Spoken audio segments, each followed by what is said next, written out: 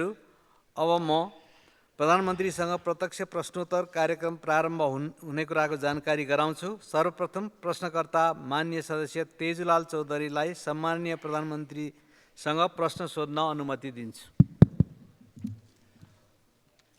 सम्माननीय सभामुख महोदय, सम्माननीय प्रधानमन्त्रीज्यूलाई मेरो प्रश्न, थारू आन्दोलन मूलतः अधिकारमुखी, पहिचानमुखी र राजनीतिक आन्दोलन हो भनेमा दुई मत हुन सक्दैन। तसर्थ यसै सन्दर्भमा टिकापुर घटना अहिलेसम्म पनि थारूहरू फरार छन्, मुद्दा खेपिरहेको छन्। किन फरार व्यक्तिहरू कहिलेसम्म मुक्ति पाउनुहुन्छ? साथै प्रतिनिधि सभामा सबै 275 जना सांसदहरूको भूमिका र अधिकार समान छ भनिन्छ, तर नेपाल सरकारले मन्त्री र नेताहरूको निर्वाचन क्षेत्रमा बजेट मात्रै छुट्याउँछ। यसले संहिता र गणतन्त्र कमजोर पार्छ कि पार्दैन? निर्वाचन पछि किन यस्तो विभेद र दुर्व्यवहार गरिन्छ? साथै मधेसको साक्षरता कम हुनुको मुख्य कारण के हो? र साथै टोल टोलमा विद्यालय छन्, सुविधा छन्, तर मधेसको साक्षरता प्रतिशत कम छ। विशेष गरी मधेसको शैक्षिक गुणस्तर सुधार गरी त्यहाँका मुहार फेर्न सरकारको किन प्रभावकारी र दिगो सुधारको योजना ल्याउन नसकेको हो? सम्माननीय प्रधानमन्त्रीज्यूसँग जवाब चाहियो। धन्यवाद। अब सम्माननीय प्रधानमन्त्री पुष्पकमल दाहाल प्रचण्डलाई उक्त प्रश्नको जवाफ दिन अनुमति दिन्छु। सम्माननीय सभामुख महोदय, प्रश्नकर्ता माननीयलाई म धन्यवाद भन्न चाहन्छु। थारू लगायत आर्थिक र सामाजिक रूपमा पछाडि परेका समुदायको पहिचान स्थापित गर्ने र आर्थिक सामाजिक सशक्तिकरणका निम्ति र त्यसको मार्फत समुदायको अधिकार सुनिश्चित गर्ने विषयमा नेपाल सरकार सधैँ नै गम्भीर रहँदै आएको म जानकारी गराउन चाहन्छु। सोही आधारमा आवधिक योजना, वार्षिक नीति कार्यक्रम तथा बजेट मार्फत सरकारले विभिन्न कार्यक्रम सञ्चालन गरिरहेको विषयमा सम्मानित सदन र मान्य सांसदहरू समक्ष म अवगत गराउन चाहन्छु। टिकापुर घटना एउटा दुःखद घटना हो। घटनाका विषयमा दोषी ठहर भएका व्यक्तिहरूको हकमा कानुन बमोजिम नै हुने कुरा मान्यहरूलाई अवगत नै छ। जहाँसम्म कैद माफी मिनाको विषय छ, त्यस घटनामा कानुन बमोजिमको प्रक्रिया पुरा गरेका केहीले सो सुविधा पाइ पनि सक्नु भएको छ भने बाँकीले कानुन बमोजिम तोकिएको प्रक्रिया अनुरूप निरूपण हुने नै छ भन्ने विश्वास व्यक्त गर्दछु। दोस्रो, सरकारले आवधिक बजेट तर्जुमा गर्दा प्रचलित ऐन कानुन बजेट तर्जुमा दिग्दर्शन एवं प्रणाली अनुरूप छलफल तथा स्वीकृति गर्ने प्रक्रियामा सबै जनप्रतिनिधिहरूको अहम भूमिका रहने कुरामा दुई मत हुन सक्दैन। सरकारको नीति तथा कार्यक्रम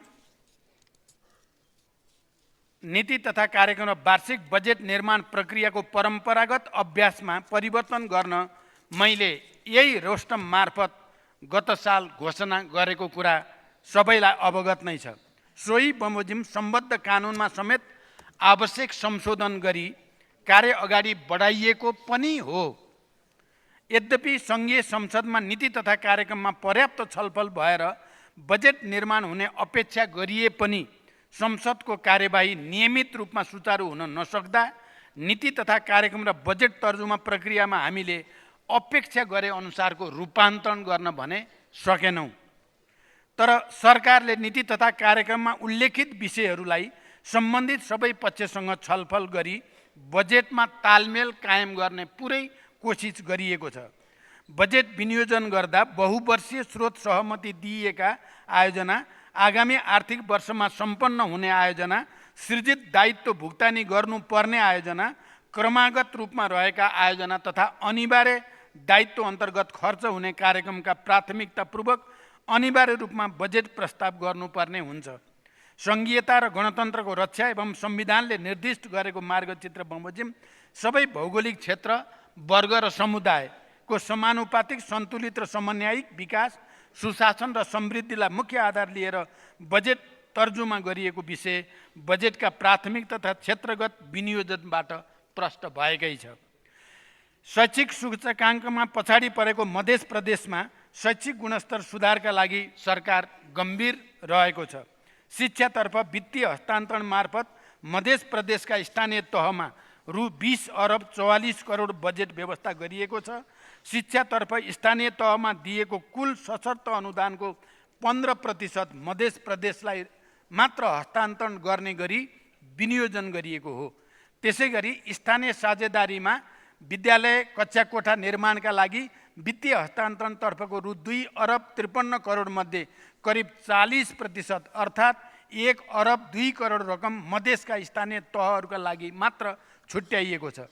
यसका अतिरिक्त आगामी आर्थिक वर्षको बजेटमा साक्षर भइसकेका स्थानीय तहका लागि आजीवन सिकाइ कार्यक्रम अन्तर्गत 2 लाख, साक्षर घोषणा नभएका गाउँपालिकाका लागि 3 लाख र नगरपालिकाका 4 लाखका दरले वित्तीय हस्तान्तरण गर्ने प्रबन्ध गरिएको छ। सरकारले मधेस मात्र नभएर देशैभरि गम्भीरताका साथ शिक्षा क्षेत्रमा रूपान्तरणको लक्ष्य लिएको छ। जातीय, लैङ्गिक लगायतका विभेदका कारण उपेक्षित तथा उत्पीडित समुदायको शिक्षामा पहुँच कायम गर्न छात्रवृत्ति, दिवा खाजा लगायतका कतिपय विशेष कार्यक्रम कार्यान्वयनमा रहेका र आगामी आर्थिक वर्षको बजेटमा थप कार्यक्रम समेत तर्जुमा गरिएका छन्। शैक्षिक वातावरण सुधारका लागि समुदाय, राजनीतिक दल, नागरिक समाजको महत्त्वपूर्ण भूमिका रहने भएकोले त्यसतर्फ मान्यज्यूहरूको पनि प्रभावकारी भूमिकाको समेत मैले अपेक्षा लिएको छु। धन्यवाद। अब प्रश्नकर्ता मान्य सदस्य दामोदर पौडेल बैरागी।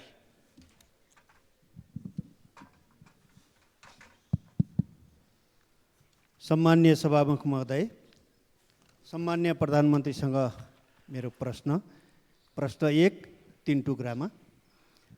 लाखौँ स्वदेशी र विदेशी पर्यटकहरू ओहोरदोहोर गरेर मुक्तिनाथसम्म पुग्ने पुष्पलाल मध्य पहाडी लोकमार्ग पोखरा खण्डको हरिचोकदेखि पोखरा 25 हेम्जासम्मको सडक चक्लाउने कार्य ठेकदारले भुक्तानी नपाएकोले निर्माण कार्य पटक पटक अवरुद्ध भएको भनिएको छ। यसको भुक्तानी के हुँदैछ र निर्माण कार्य कहिले सकिनेछ? दोस्रो, हामी कास्की जिल्लाबाट प्रतिनिधित्व गर्ने सबै सांसदहरूले सम्मान्य प्रधानमन्त्रीलाई भेटेर पोखराबाट कास्की जिल्लाका अन्नपूर्ण गाउँपालिका र माछापुछ्रे गाउँपालिकाका विभिन्न ऐतिहासिक, पुरातात्विक, सांस्कृतिक र पर्यटकीय ठाउँहरू समेटेर माछापुछ्रे आधार शिविरसम्म पुग्ने भौतिक पूर्वाधार निर्माणका लागि योजना प्रस्ताव गरेका थियौँ, तर बजेटमा समेटिएको देखिएन। यसबारे ठोस योजना के छ? पर्यटकहरूको भनाइअनुसार फेवातालमा माछापुछ्रेको छाया देखिन्छ, तर यसको वास्ता भएको देखिएन भन्ने भनाइ पनि छ। त्यसै गरी तेस्रो, पोखरा अन्तर्राष्ट्रिय विमानस्थलबाट अन्तर्राष्ट्रिय उडानका सन्दर्भमा विभिन्न देशबाट उडान हुन्छ भन्ने समाचार बेला बेला आइरहन्छन्, तर हालसम्म सरकारको ठोस र आधिकारिक धारणा आएको छैन। किन? त्रिभुवन अन्तर्राष्ट्रिय विमानस्थलबाट गरिने अन्तर्राष्ट्रिय उडान पोखरा क्षेत्रीय अन्तर्राष्ट्रिय विमानस्थलबाट गर्न सक्छौँ कि सक्दैनौँ? भिआइपी बाहेक सर्वसाधारण ट्राफिक जामका कारण काठमाडौँको अन्तर्राष्ट्रिय विमानस्थलमा 1 देखि 3 घन्टासम्म रोकिएको पनि अवस्था छ।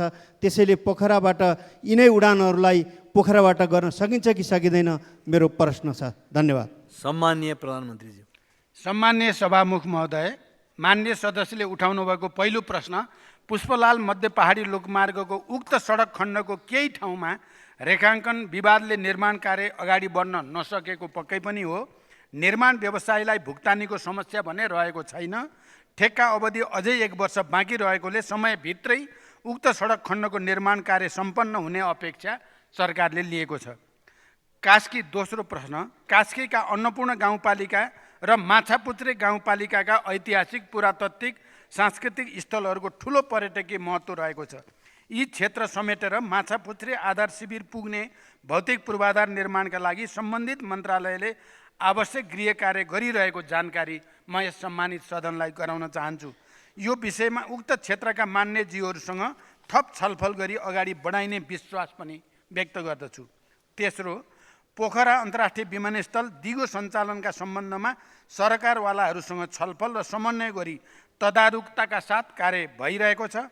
अन्य देशका अन्तर्राष्ट्रिय वायु सेवाहरूले पोखरा विमानस्थलबाट सेवा सञ्चालन गर्नको लागि विभिन्न छुट तथा सहुलियतका साथै अन्य विषयमा पनि चासो व्यक्त गरेकाले ती विषयहरूमा छलफल र समन्वय भइरहेको छ।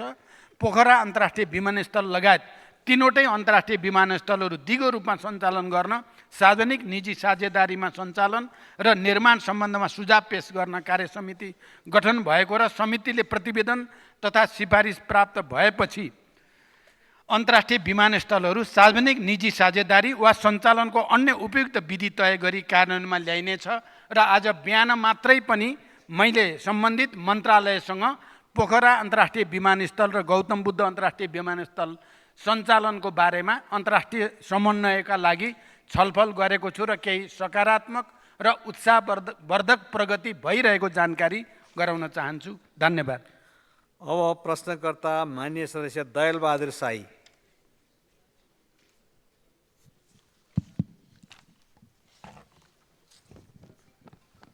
सम्माननीय सभामुखज्यू, सम्माननीय प्रधानमन्त्रीज्यू, सुदूरपश्चिम प्रदेश र कर्णाली प्रदेशका विभिन्न जिल्लाहरूमा 2069 साल असोज 13 गतेबाट सुरु भएर 23 गतेसम्म परेको अविरल वर्षाका कारण करिब 9000 घरधुरी प्रभावित भएका थिए।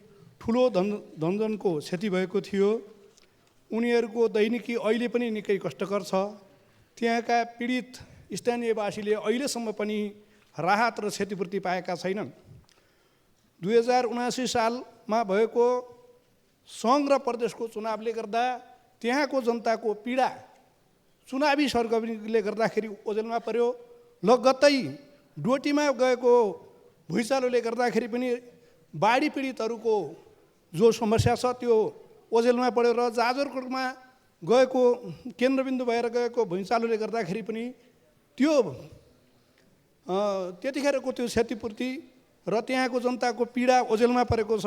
सम्माननीय प्रधानमन्त्रीज्यू, बाजुरा, बजाङ, अछाम, दार्चुला, जुम्ला, हुम्ला, मुगु, कालीकोट, डोल्पा र दैलेख र मैले प्रहरणमा छुटाएको थिएँ।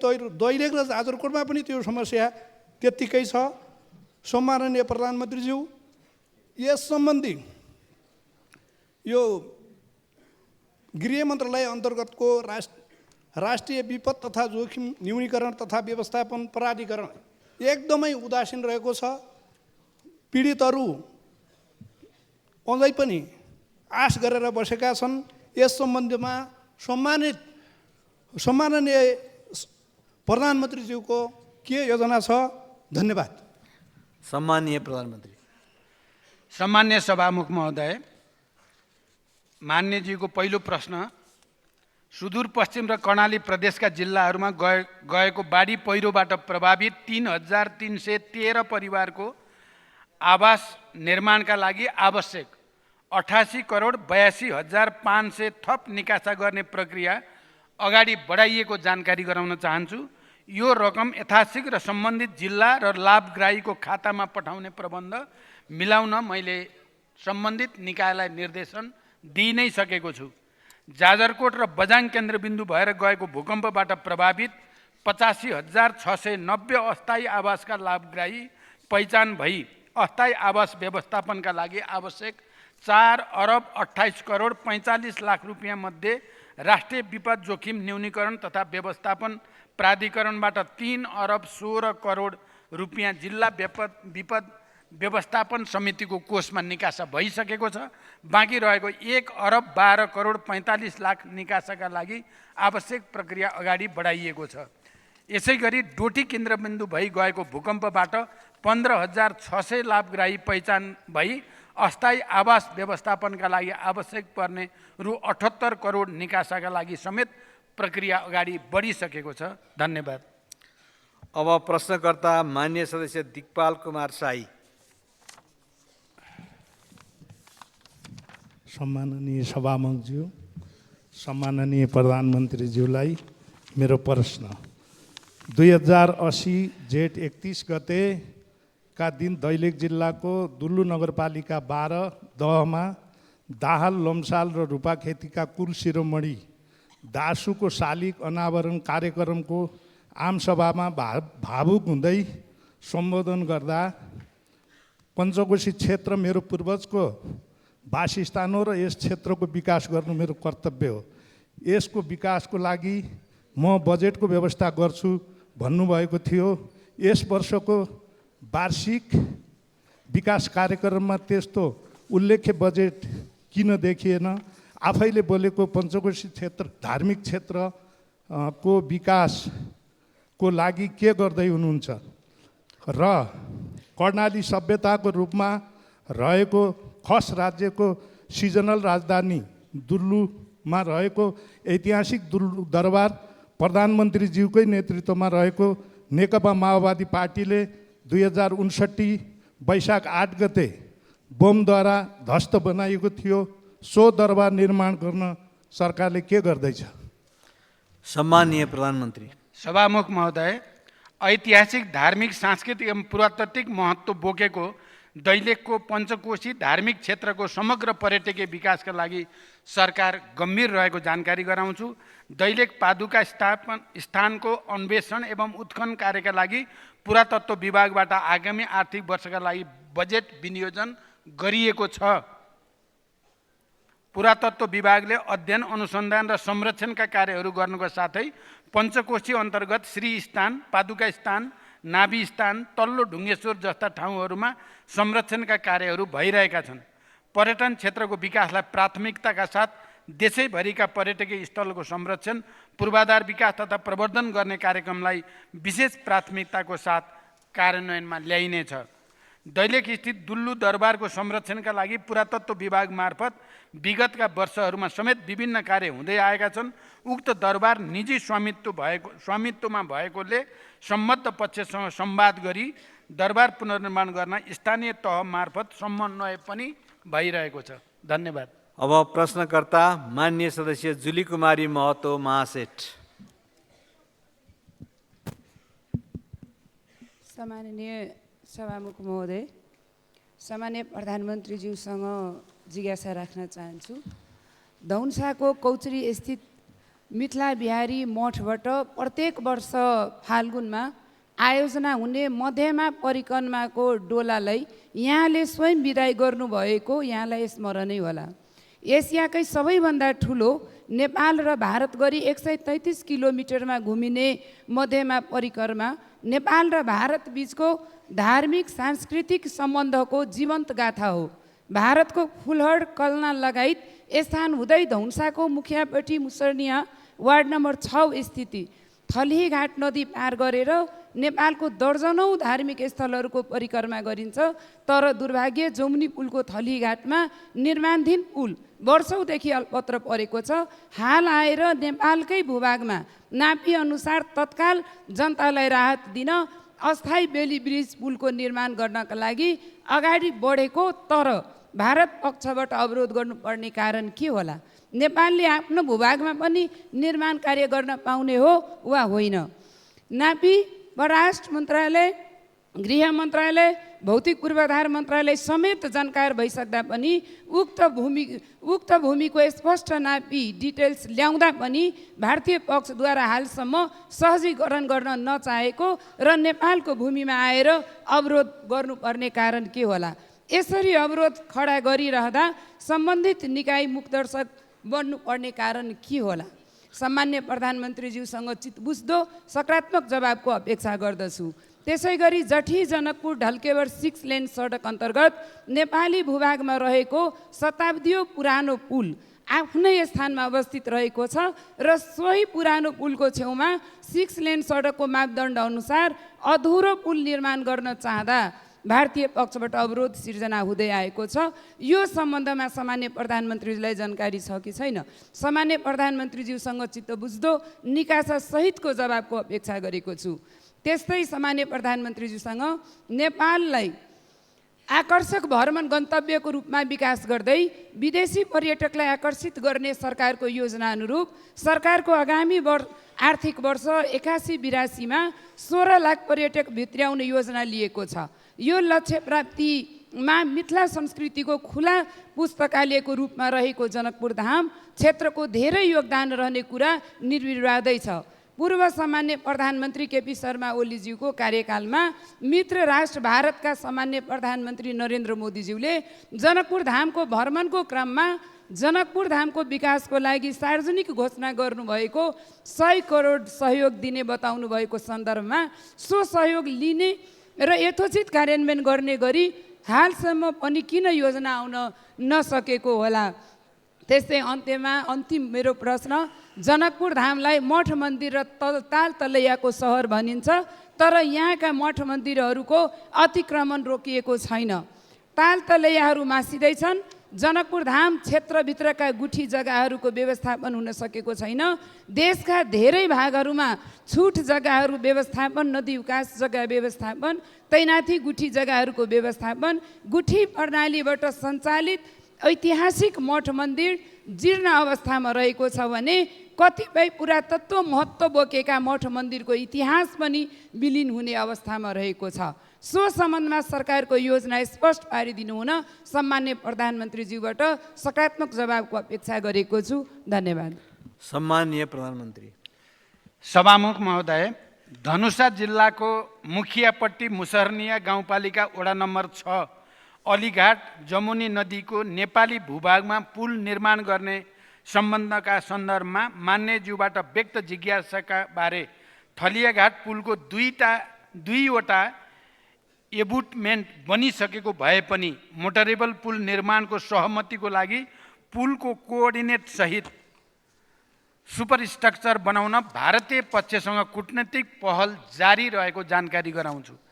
यसैगरी जटही भन्सार छेउको पुलको सम्पूर्ण भाग नेपाली भूभागमा रहे पनि पहुँच सडक भारतमा परेका कारण दुईवटा एबुटमेन्ट निर्माण भई पुलको कोअर्डिनेट नक्साङ्कन एबुटमेन्ट सहित सुपरस्ट्रक्चर बनाउन भारतसँग कूटनैतिक पहल गम्भीर रूपले अगाडि बढाइएको छ। जमुनी खोलामा अकरघाट नेपाल र सहारघाट भारत, जटही नेपाल र पिपरौन भारत तथा थलैघाटमा गरी 3 स्थानमा पुल निर्माण कार्यमा सहजीकरणको प्रयास भइ नै रहेको छ। 2. जनकपुर क्षेत्रको पर्यटकीय विकासका सम्बन्धमा 15वटा धार्मिक स्थललाई समेटेर रामायण तथा बुद्ध सर्किट निर्माण र प्रवर्धन गर्न नेपाल र भारतबीच भएको द्विपक्षीय सहमति कार्यान्वयनका लागि सरकारले गम्भीरताको साथ आफ्नो पहल बढाएको छ। रामायण सर्किट लगायत शिव, बुद्ध, किरात सर्किटहरूको विकास गर्न यस वर्ष बजेट सुनिश्चित गरिएको छ। जनकपुर क्षेत्रको पर्यटकीय विकासका लागि 98 वर्ष पुरानो गोपाल धर्मशाला रहेको स्थानमा नयाँ परियोजना कार्यान्वयन गर्नका लागि विस्तृत परियोजना प्रतिवेदन तयार भई कार्यान्वयनको प्रक्रिया अगाडि बढिसकेको छ। देशका विभिन्न भागमा रहेका गुठी जग्गा लगायत सबै प्रकारका जग्गा सम्बन्धी समस्याहरू सम्बोधन गर्न सरकार संवेदनशील छ।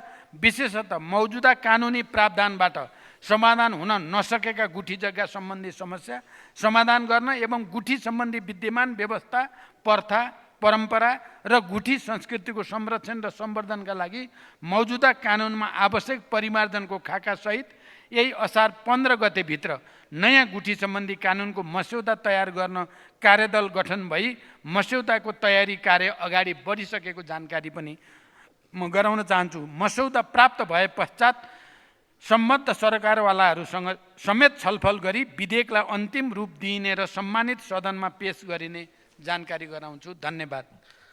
अब प्रश्नकर्ता मान्य सदस्य ठाकुर प्रसाद गैरे।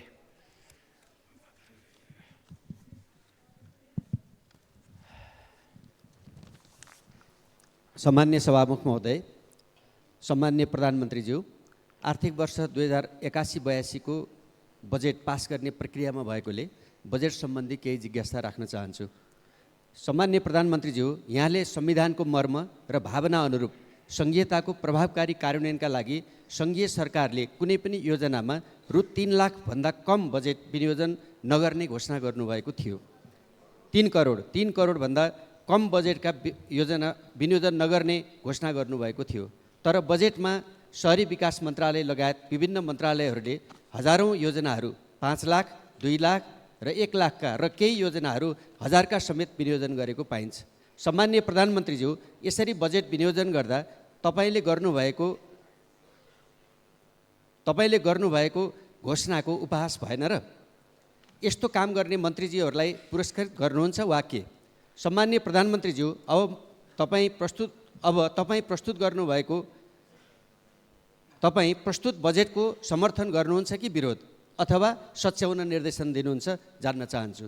सम्माननीय प्रधानमन्त्रीज्यू, बजेट वक्तव्यमा उल्लेख भएको भरतपुर, बुटोल, पोखरा, मुगलिङ, भरतपुर 3वटा कोणमा राखी गण्डकी आर्थिक त्रिभुज परियोजना मध्येको एक महत्त्वपूर्ण सिद्धार्थ राजमार्ग बुटोल पोखरा खण्ड आर्थिक वर्ष 2081-82 को सुरु 6 महिनाभित्रै छोटा छोटा सुरुङ मार्ग, घुम्ती घटाउने अग्ला पुल बनाउने, भाइडट प्रविधि मार्फतका कामहरूलाई मार्फत डेडिकेटेड डबल लेन सडक स्तरोन्नति कार्यका लागि आरम्भ गर्न सम्बन्धित मन्त्रालयलाई निर्देशन दिन अब कुनै कठिनाइ छ र म जान्न चाहन्छु।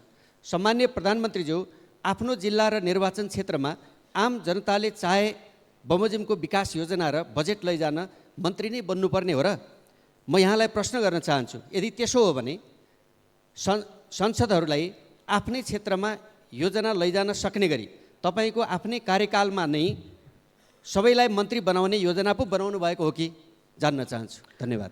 सम्मानीय प्रधानमन्त्री। सभामुख महोदय, सरकारले वार्षिक बजेट तथा कार्यक्रम तर्जुमा गर्दा व्यावहारिक र प्रतिफल प्राप्त होस् भन्ने उद्देश्यले सङ्घ, प्रदेश र स्थानीय तहमा आयोजनाहरूबीच दोहोरोपन हुन नदिने, ठुला आयोजना सङ्घबाट कार्यान्वयन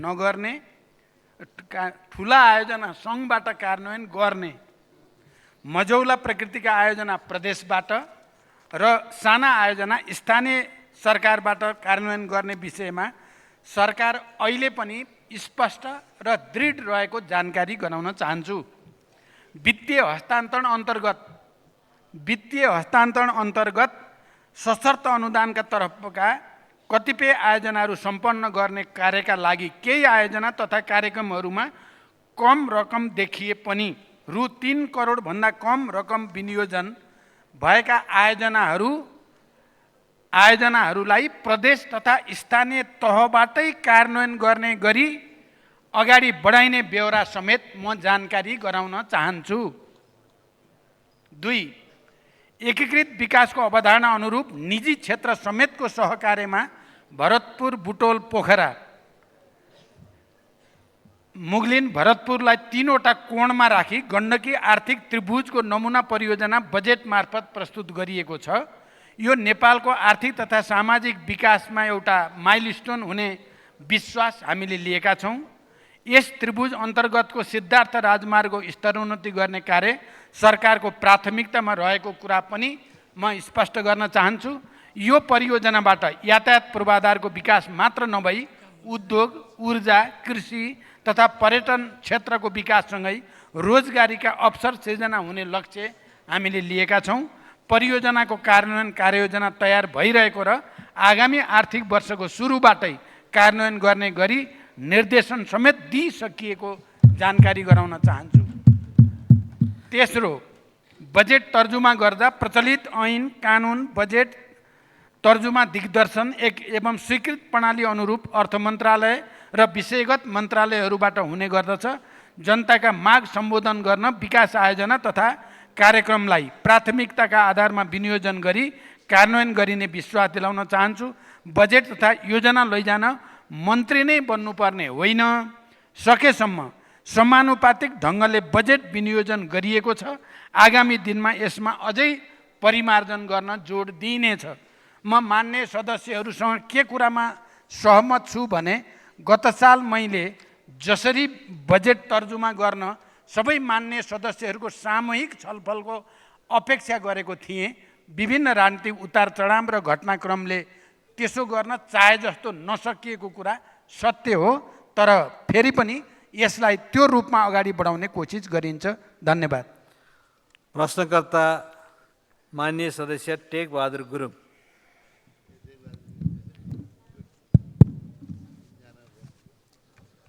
सम्मानीय सभामुख महोदय, सम्मानीय प्रधानमन्त्रीज्यूलाई म केही प्रश्न राख्न चाहन्छु। पर्यटकीय तथा जलस्रोतले सम्पन्न हिमाली जिल्ला मनाङ, जहाँ लमजुङ जिल्लाको बेसी सहरदेखि मनाङको चामेसम्म जोड्ने 65 किलोमिटर सडकको ट्र्याक खोल्ने कार्य सम्पन्न गर्न नेपाली सेनालाई 15 वर्ष लाग्यो। उक्त बेसी सहर चामे मोटर बाटो ट्र्याक खोल्ने कार्य सम्पन्न भएपछि मिति 2069 साल मङ्सिर 7 गतेदेखि सार्वजनिक यातायात पनि सञ्चालनमा आयो र उक्त मोटर बाटो सडक विभागलाई जिम्मा लगाइयो। सडक विभागलाई जिम्मा लिएको 12 वर्ष पुरा भइसक्दा पनि हालसम्म जम्मा 8 किलोमिटर सडक मात्रै कालोपत्र भएको छ र बाँकी 57 किलोमिटर सडक हालसम्म कालोपत्र त कुरै छोडौँ ग्रामीणसम्म हुन सकेको छैन। राजधानीबाट सबभन्दा नजिक दूरीमा पर्ने पर्यटकीय हिमाली जिल्ला मनाङ हो। धेरै सङ्ख्यामा आन्तरिक तथा बाहिरी पर्यटकहरू भित्री जिल्लाहरूमध्ये मनाङ अग्रस्थानमा पर्दछ। मनाङ जनताहरू आन्तरिक तथा बाहिरी पर्यटकले कहिलेसम्म जोखिमपूर्ण यात्रा ब्याउनु पर्ने हो? मनाङवासीले पक्की पिच सडकमा यात्रा गर्न अब कति वर्ष कुर्नुपर्ने हो? आगामी योजना के छ? ठिक कति वर्षभित्र बेसी सहर चामे सडक ग्राभल भई कालोपत्रे पिचको कार्य सम्पन्न हुनेछ भने सम्मानीय प्रधानज्यूबाट जवाब पाऊँ। सम्मानीय सभामुख महोदय, 2078 साल असार 1 र 2 गते आएको विषम वर्षले मनाङ जिल्लाको सदरमुकाम चामे स्थिति विभिन्न सरकारी कार्यालय, विद्यालय, पर्यटन व्यवसायहरूको होटल तथा घरहरू, नासोङ गाउँपालिका प्रशासनिक भवन, ब्याङ्क, अधिकांश घरहरू, होटल तथा व्यापार व्यवसायहरू र मनाङ जिल्लाको प्रवेशद्वारा बनिने सुन्दर ताल बजार नै डुबानमा परेको थियो। साथै जिल्लाभरिको सडक, झुलुङ्गे पुल बाहिरी पहिरोले छेदविच्छेद गरी अरबौँको क्षति पुर्याएको थियो। तत्कालीन समयमा स्वयं सम्मानीय प्रधानमन्त्रीज्यू, पूर्व मन्त्री देवप्रसाद गुरुङज्यू, तत्कालीन ऊर्जा मन्त्री पम्प भूषालज्यू र म लगायत कर्मचारीहरूको टिमले स्थलगत अवलोकन गरी तत्कालीन सरकारले समेत मनाङ जिल्लालाई क्षतिग्रस्त जिल्ला घोषणा गरेको थियो। तर हालसम्म पनि कार्यान्वयनमा ढिलाइ भएको कारणले मनाङ जिल्लाका जनताले शास्ति खेपिरहेका छन् र मनाङ जनताले कहिलेसम्म शास्ति खेप्नु पर्ने हो? जबकि पर्यटन र जलस्रोतले सम्पन्न हिमाल जिल्ला मनाङबाट राज्यले मनकै आय आर्जन गरिरहेको छ। तर मलाई लाग्छ देशको राजधानीबाट नजिक दूरी भए पनि भौगोलिक हिसाबले अति दुर्गम हिमाल पारी जिल्ला मनाङलाई राज्यले हेपेकै हो। यस विषयमा सम्मान्य प्रधानज्यूको धारणा के छ? जवाब पाऊँ। धन्यवाद। जय नेपाल। अब सम्मानीय प्रधानमन्त्री। सभामुख महोदय, मान्यज्यूले उल्लेख गर्नुभएको बेसी सहर चामे सडकको खुदीसम्म जम्मा 8 किलोमिटर सडक कालोपत्र भए पनि अगाडि अन्नपूर्ण संरक्षण क्षेत्र परेकोले तुरुन्तै कालोपत्रे गर्न बोलपत्र आह्वान गर्न नसकिएको हो। यसमा हाल वातावरणीय प्रभाव मूल्याङ्कन सम्पन्न गर्न अन्नपूर्ण संरक्षण क्षेत्र आयोजनाबाट सहमति प्राप्त भइसकेको छ र वन तथा वातावरण मन्त्रालयबाट अन्तिम सहमति प्राप्त भएपछि EIA सम्पन्न गरिने र कालोपत्रेको काम अगाडि बढाइने विश्वास व्यक्त गर्न चाहन्छु। दोस्रो, विक्रम सम्वत 2078 सालको बाढी पहिरोको कारणले मनाङ जिल्लाका 63 जना लाभग्राहीका लागि अस्थायी आवास र निजी आवास निर्माणका लागि रु 1,83,90,000 निकासा गरिसकिएको छ। साथै तटबन्धको काम ऊर्जा, जलस्रोत तथा सिँचाइ मन्त्रालय अन्तर्गतको वार्षिक विकास कार्यक्रम मार्फत कार्यान्वयन हुने जानकारी मान्यज्यूलाई गराउन चाहन्छु। धन्यवाद। अब प्रश्नकर्ता मान्य सदस्य तारा लामा तामाङ।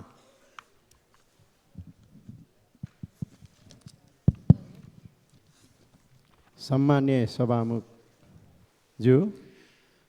सभामुखज्यू मार्फत सम्मान्य प्रधानमन्त्रीज्यूमा, तत्कालीन सरकारले 2058 सालमा शुक्लाफाटा वन्यजन्तु आरक्ष हालको शुक्लाफाटा राष्ट्रिय निकुञ्ज विस्तार गर्ने क्रममा 100औं परिवार घरबारविहीन भएका छन्। पीडित भएकाहरूलाई 22 वर्ष बितिसक्दा समेत उचित क्षतिपूर्ति र सट्टा भर्ना पाउन सकेका छैनन्। अहिलेसम्म सरकारले 32 वटा आयोग बनाइसक्दा पनि समस्या समाधान नभएकोले अत्यन्त नाजुक अवस्थामा ढक्का शिविर लगायत कञ्चनपुरको अन्य क्षेत्रका शिविरहरूमा आशमा बसेका पीडितहरूको समस्या समाधान गर्न सरकारले अधिकार सम्पन्न आयोग बनाएर 100औं पीडितलाई कहिले न्याय दिने योजना छ? 2, सरकारले योभन्दा पहिलेकै सरकारले जस्तै भर्खरै 11वटा मुलुकबाट राजदूत फिर्ता बोलाएका छन्। हरेक पटक नयाँ सरकार बन्ने, नयाँ राजदूतहरू फिर्ता बोलाउने परिपाटीले अन्तर्राष्ट्रिय जगतमा मुलुकको कूटनीतिक पक्ष कमजोर भएको छ। अहिलेसम्म 50% कार्य डिप्लोमेट र 50% राजनीतिक नियुक्तिबाट राजदूत जाने गरेका छन्। आगामी दिनहरूमा सरकारले राजनीतिक नियुक्ति गर्दा राष्ट्रिय सहमति बनाएर नियुक्ति गर्दा राम्रो सन्देश जाने थियो कि राजदूत नियुक्ति पश्चात एउटा मापदण्ड बनाएर कार्य सम्पादनको आधारमा कम्तीमा 4 वर्ष राख्ने व्यवस्था गर्दा राम्रो हुन्थ्यो कि? यसमा सरकारको योजना के छ? 3, कञ्चनपुरको चुरेदेखि भारतको दुधवा नेसनल पार्कसम्म जोडिएको 43 किलोमिटर लामो दोदा नदीको बाढीको कारण हरेक वर्ष यो किनारामा बसोबास गरेको हजारौं बिघा खेतीयोग्य जमिन र दर्जनौं गाउँ डुबान कटान भई करोडौं धनजनको क्षति हुने र बस्ती विस्थापित हुनु परेको छ। यो समस्यालाई समाधान गर्न बृहत गुरुयोजना बनाई अधिकांश राणा थारू आदिवासी जनजाति र अन्य समुदायको बसोबास रहेको सो क्षेत्रको समस्या समाधानको लागि सरकारले के सोचिरहेको छ? के योजना छ? त्यसै गरी कञ्चनपुरको दक्षिणी क्षेत्रमा रहेको हुलाकी सडकको बेलौरी क्षेत्र पचुई क्षेत्रमा निर्माणको क्रममा भारतीय सुरक्षाकर्मीले सीमा विवाद देखाई निर्माण कार्यमा समयमा अवरोध गरेकोले नेपाली भूभागमा बनिराखेको सो सडक निर्माण अगाडि बढाउन र सीमा विवादलाई कूटनीतिक पहल गर्ने समाधान गर्ने योजना कहिलेसम्म छ? धन्यवाद। सम्माननीय प्रधानमन्त्री। सभामुख महोदय, मान्य सदस्यहरूले यहाँ प्रश्न राख्दा र नम्बर राख्दा चाहिँ एउटा प्रश्न भनेर राखिएको हुँदो रहेछ। अहिले भर्खरै मान्य तारा तामाङजीले प्रश्न नम्बर 8 भनेर यहाँ राखिएको छ, तर उहाँले 4वटा प्रश्न राख्नुभयो। यसलाई पनि अलि व्यवस्थापन गर्नुपर्ने हो कि जस्तो मैले महसुस गरेँ, खालि मैले सुझावको रूपमा मात्रै। शुक्लाफाटा राष्ट्रिय निकुञ्जबाट प्रभावित जनताको समस्याका बारेमा सरकार गम्भीर छ। विषयको संवेदनशीलतालाई आत्मसात गर्दै प्रभावित जनताका समस्यालाई स्थायी रूपमा हल गर्ने उद्देश्यले मन्त्री परिषदको मिति 80 फागुन 6 गते बसेको बैठकले पूर्व न्यायाधीशको अध्यक्षतामा अधिकार सम्पन्न न्यायिक समिति गठन गर्ने निर्णय भए पनि कारणवश समितिको नेतृत्व चयन हुन नसकेकोले पुनः नयाँ समिति गठन प्रक्रिया अगाडि बढिसकेको जानकारी म गराउन चाहन्छु। अधिकार सम्पन्न न्यायिक समिति गठन भएसँगै यसअघिका आयोगका सुझावहरूलाई समेटी पीडित जनताका समस्या स्थायी रूपमा समाधान गर्न सरकार दृढ रहेको जानकारी गराउँछु। 2, नेपालको संविधान र परराष्ट्र नीतिले परिलक्षित गरे अनुसार राष्ट्रको सर्वोपरि हित हुने गरी विदेश स्थित कूटनीतिक नियोग तथा नियोग प्रमुखलाई परिचालन गर्न सरकार प्रतिबद्ध नै छ।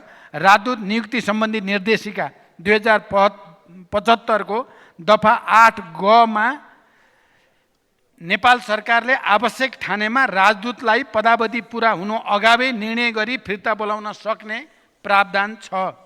देशको हित र कूटनीतिलाई मजबुत बनाउन वस्तुगत आधारमा राजदूतहरूको मूल्याङ्कन गरी सोही अनुरूप व्यवस्थापन गर्ने नीति सरकारले विगतदेखि नै अवलम्बन गर्दै आएको छ। राजदूत नियुक्ति सम्बन्धी निर्देशिकालाई मूल आधार बनाई राजदूतहरूको नियुक्तिलाई थप व्यवस्थित, मर्यादित, पारदर्शी, दक्षतामा आधारित र कार्य सम्पादनमा आधारित बनाउन यो सरकार प्रयासरत रहेको जानकारी गराउन चाहन्छु। अहिले पनि परराष्ट्र सेवाबाट गएका कोही पनि राजदूतलाई फिर्ता बोलाउने नीति सरकारको छैन। खालि राजनैतिक नियुक्तिबाट गएकाहरूको हकमा मात्रै समीकरण परिवर्तनसँगै विगतमा त तुरुन्तै हुने गर्थ्यो, यो पटक बरु 3 महिनाभन्दा बढी समयसम्म यो कायम रह्यो।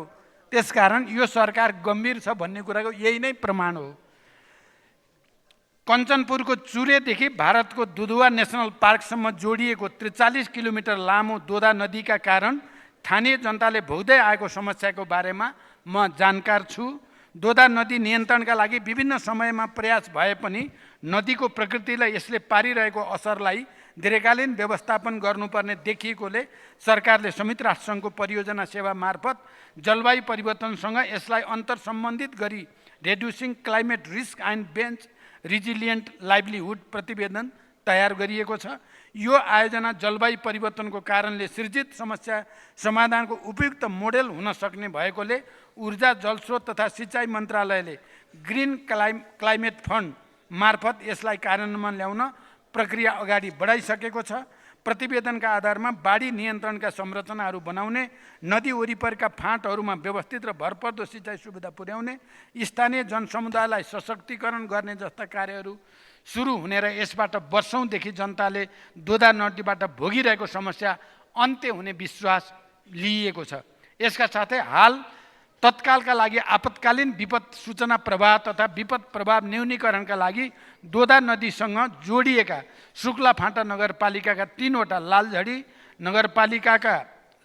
नगरपालिकाका 4वटा, पुनर्वास नगरपालिकाको 1 स्थानमा गरी जम्मा 8वटा स्थानमा पूर्व सूचना प्रणाली जडान गरिएको छ भने विपद प्रतिकार तथा अन्य कार्यका लागि बजेट सुनिश्चित गरिएको छ। हुलाकी राजमार्ग अन्तर्गत डोके बजार बेलौरी बेल्दी दैजी सडक खण्डको बेलौरी नगरपालिका वडा नम्बर 8 कालोपुल खारपत खोलादेखि इटाभट्टा मोड पर्चुईसम्मको 1400 मिटर लम्बाइमा सडक निर्माण कार्य अन्तर्गत विगतमा विवादरहित रूपमा निर्माण कार्य सञ्चालन भई ग्राभेल गर्ने सम्मको कार्य सम्पन्न भइसकेको र उक्त स्थानमा थप निर्माण कार्य सञ्चालनका लागि सहयोग तथा सहजीकरण गर्न भारतीय पक्षसँग कूटनैतिक पहल भइरहेको जानकारी गराउँछु। धन्यवाद। अब प्रश्नकर्ता मान्य सदस्य जीवन परियार।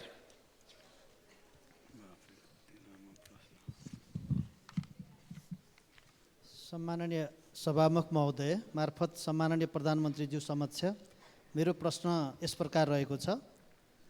कास्की, रूपन्देही, चितवन, काठमाडौँ उपत्यका लगायत देशैभरका लाखौँ सहकारी बचतकर्ताको अरबौँ रकम सहकारीका सञ्चालक, व्यवस्थापक, सहकारीबाट कर्जा लिई समयमा साँबा र ब्याज नबुझाएका ऋणी, गैरकानुनी रूपमा सहकारीको रकम लगेका निजी कम्पनी लगायत सरकारवाला अन्य व्यक्ति जसले उक्त रकमको हिनामिना, दुरुपयोग, अपचलन र ठगी गरेका छन्, ती व्यक्तिबाट ठगिएको रकम असुल उपर गरी ती लाखौँ पीडित सहकारीका बचतकर्ताले कहिलेसम्म रकम फिर्ता पाउँछन्?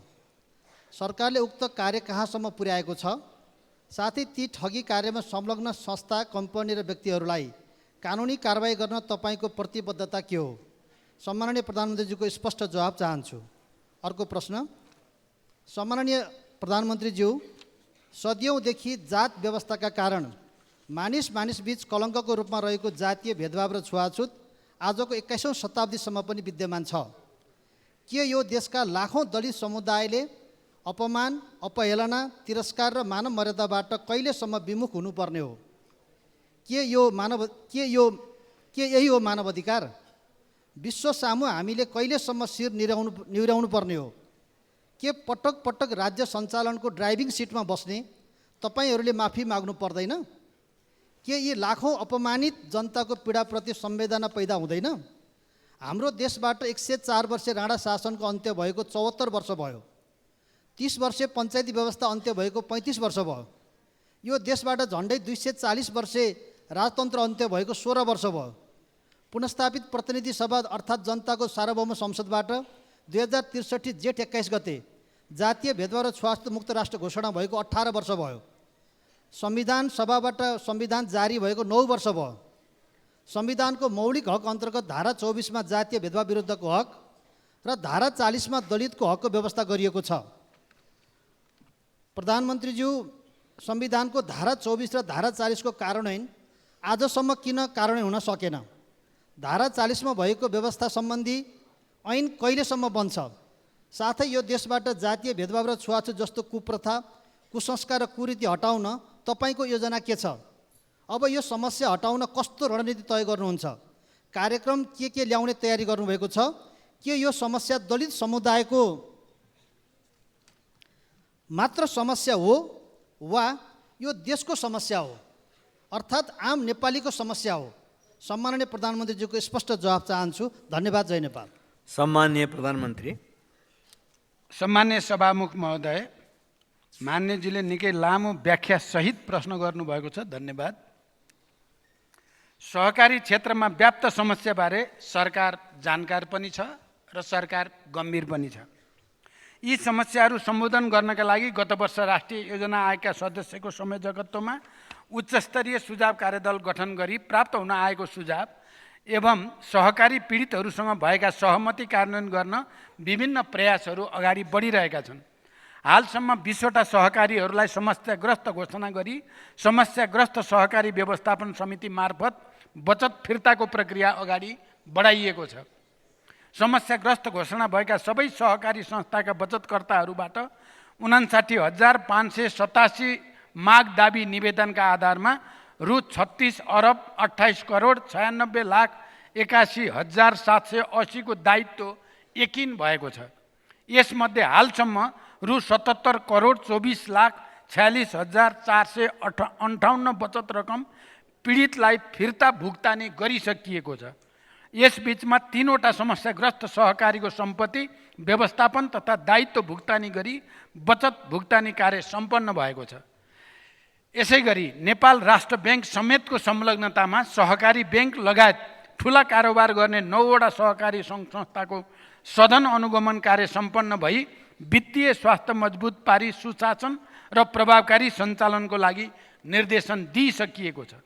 छुट्टै नियामक निकाय स्थापना गर्ने र सहकारी बचत तथा कर्जा सुरक्षण कोष स्थापना गर्ने प्रयोजनका लागि छुट्टै कानुनी व्यवस्था गर्ने प्रक्रिया अगाडि बढाइएको छ र यसका लागि बजेट समेत सुनिश्चित गरिएको छ। प्रदेश तथा स्थानीय सरकारहरूसँग सहकारी समस्या समाधानका लागि विषयगत समिति गठन गरिएको छ। यसैगरी ठुलो कारोबार गर्ने सहकारीहरूलाई नियमन र सुपरिवेक्षण गर्न प्राधिकरण गठनका लागि कानुन मस्यौदा भइरहेको छ। सहकारी नीतिको परिमार्जित मस्यौदा तयार भएको छ भने सहकारी ऐनमा समेत संशोधनको तयारी भइरहेको अवगत गराउन चाहन्छु। सरकारले लिएका यस्ता पहलहरूबाट सरकार यसमा गम्भीर छ र सरकारले यस क्षेत्रमा अल्पकालीन र दीर्घकालीन सुधार हुने विश्वास व्यक्त गर्न चाहन्छु। साथै सरकारका यी कार्यमा मान्यज्यूहरूको रचनात्मक सहयोगको पनि म अपेक्षा गर्दछु। दोस्रो, मान्यज्यूले निकै महत्त्वपूर्ण विषय उठान गर्नुभएको छ। नेपाली समाजमा सदियौँदेखि जातीय विभेद भोग्दै आएका दलित समुदायको संविधान प्रदत्त अधिकार प्राप्ति सुनिश्चितताको विषय निकै गम्भीर छ। यस विषयमा सम्मानित संसद, सरकार, राजनीतिक दल, नागरिक समाज सबै नै संवेदनशील हुन जरुरी छ। दलित समुदायमाथि हुँदै आएको उत्पीडनको क्षतिपूर्तिको माग बिल्कुल जायज छ। आर्थिक सशक्तिकरण मार्फत दलित समुदायको सम्मानपूर्ण जीवनयापन सुनिश्चित गर्न सकिएन भने हामीले लिएको सामाजिक न्याय, सुशासन र समृद्धिको लक्ष्य या हाम्रो राष्ट्रिय आकाङ्क्षा सुखी नेपाली समृद्ध नेपाल पुरा हुन सक्दैन।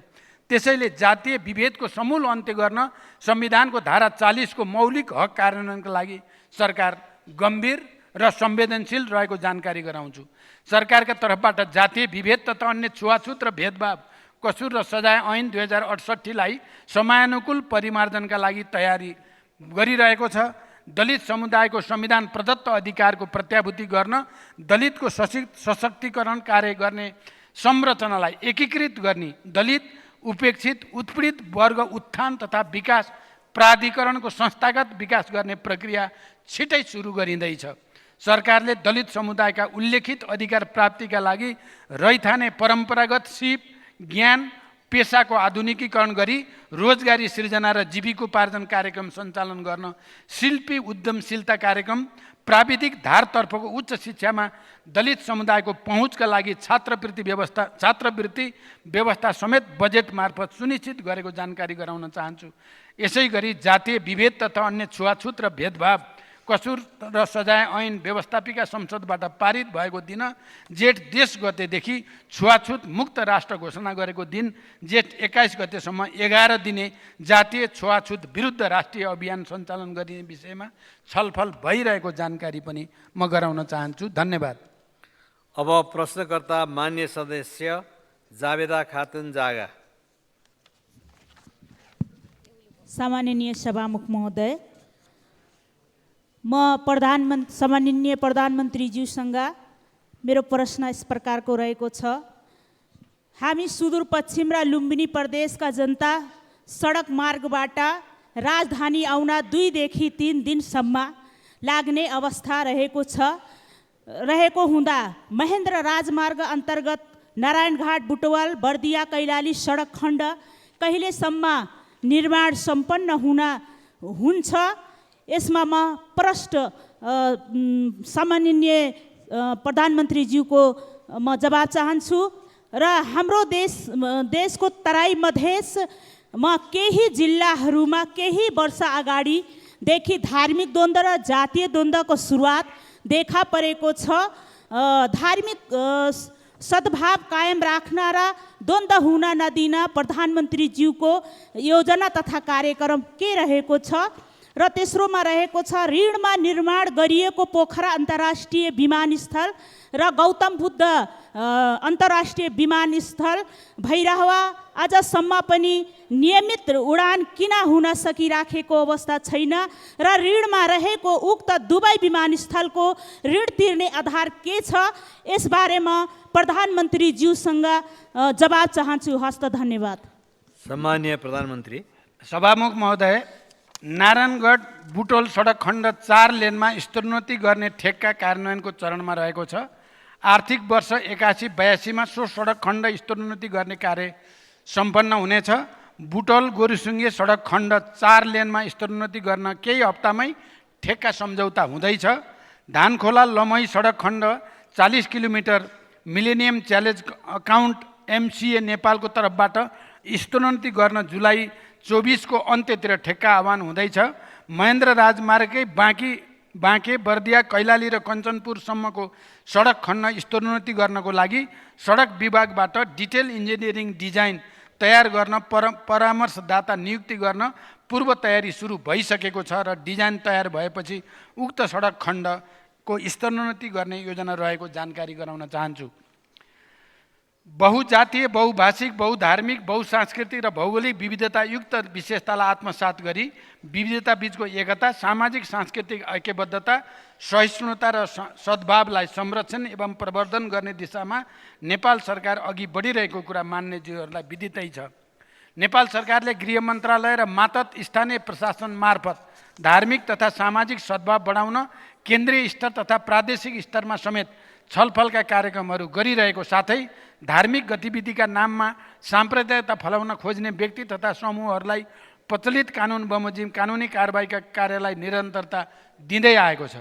नेपालको संविधान विपरीत धार्मिक तथा सामाजिक सद्भाव बिगार्ने र साम्प्रदायिकता फैलाउने गतिविधि नियन्त्रणका लागि जस्तोसुकै उपाय अपनाउन नेपाल सरकार प्रतिबद्ध रहेको कुरा सम्मानित सदनलाई जानकारी गराउँदछु। राष्ट्रिय गौरवको आयोजनाको रूपमा सम्पन्न पोखरा र गौतम बुद्ध अन्तर्राष्ट्रिय विमानस्थललाई पूर्ण क्षमतामा सञ्चालनमा ल्याई समृद्धिको स्रोत र आधारको रूपमा उपयोग गर्न सकिने कुरामा म विश्वस्त छु। धन्यवाद। अब प्रश्नकर्ता माननीय सदस्य डाक्टर तोसीमा कार्की। सम्माननीय सभामुख महोदय, नेपाल सरकारले नै बनाएको आयोजना वर्गीकरणको आधार तथा मापदण्ड 2080 को दफा 6 मा एकल अधिकारको विषयमा नेपाल सरकारद्वारा स्वीकृत अन्य मापदण्डले सङ्घ वा प्रदेशबाट कार्यान्वयन गर्नुपर्ने गरी तोके बाहेकका पूर्वाधार योजनाको हकमा सङ्घबाट 3 करोड रुपैयाँ र प्रदेशबाट 1 करोड रुपैयाँ भन्दा कम लागतका नयाँ आयोजना कार्यान्वयन गरिने छैन भनेर लेखिएको छ। यही कुरा सम्माननीय प्रधानमन्त्रीज्यूले विभिन्न गोष्ठीहरू साथै यही संसदको रोस्ट्रमबाट पनि पटक पटक भन्नुभएको छ। आगामी बजेटमा सङ्घले 3 करोड भन्दा साना योजनाहरू हेर्दैन। यसलाई हामी सङ्घबाट होइन कि प्रदेश र स्थानीय सरकार मार्फत गर्नेछौँ भनेर।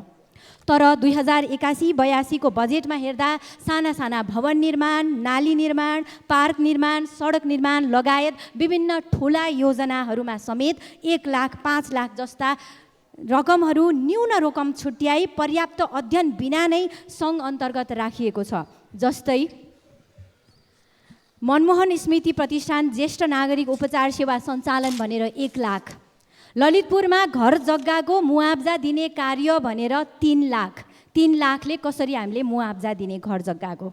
टिकाथली खरिबोटदेखि हनुमन्ते खोलासम्मको सडक स्तरोन्नति, ढुङ्गेन गणेशमान पार्क सडक, गुठी चौर देवीस्थान सडक, मोती राजकुलो महालक्ष्मी, 5 मातेश्वर सडक, सातो बाटो खुमलटार सडकबाट वैकल्पिक ऊर्जाको बाटो हुँदै रेडियो नेपालको टावर उत्तरतर्फ जाने सडक, यो 5 वटा सडकलाई एकमुष्ट रूपले 5 लाख।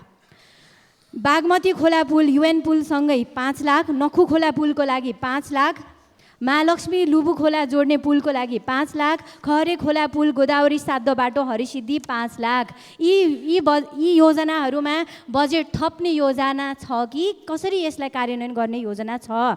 यी त केवल उदाहरण मात्र हुन्। सम्माननीय सभामुख महोदय, म प्रश्न सोध्न चाहन्छु, बजेट बनाउँदा मन्त्री परिषदमा मन्त्रीज्यूसँग छलफल गरियो कि गरिएन?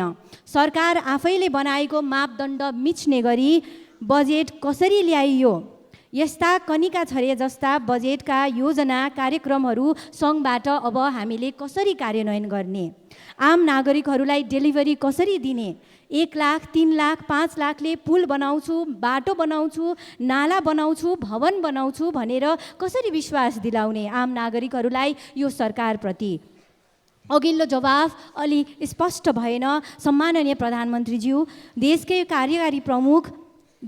कार्यकारी प्रमुख सम्माननीय व्यक्तित्व, राष्ट्रकै अभिभावक प्रधानमन्त्रीज्यूबाट चित्त बुझ्दो र स्पष्ट जवाफको अपेक्षा गर्दछु। धन्यवाद। सम्माननीय प्रधानमन्त्री। सभामुख महोदय, मान्यज्यूबाट निकै गम्भीरताका साथ यो प्रश्न अगाडि बढाइएको छ। सारत यो प्रश्नको जवाफ मैले यस अगाडिको प्रश्नमा पनि दिइ त सकेको छु। फेरि पनि मान्यजीले अझ स्पष्ट पार्न भनेको हुनाले म के भन्न चाहन्छु भने, स्वीकृत मापदण्ड बमोजिम आयोजनाको वर्गीकरण गर्न र सोही बमोजिम ठुला तथा रणनीतिक महत्त्वका आयोजनाहरू सङ्घीय स्तर तहबाट र मझौला प्रकृतिका आयोजना प्रदेश तहबाट र साना आयोजना स्थानीय तहबाट कार्यान्वयन गर्न सरकार अहिले पनि दृढ छ।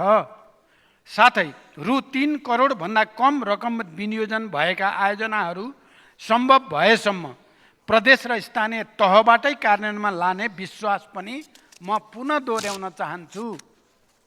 बजेट तर्जुमा प्रणालीमा विद्यमान कमी कमजोरीमा निरन्तर सुधारका लागि पनि सरकार कटिबद्ध छ। मैले अघि नै भने, चाहे जस्तो अझै हुन सकेन। यसको निम्ति हामी सबैले पनि प्रयास गर्नुपर्ने हुन्छ।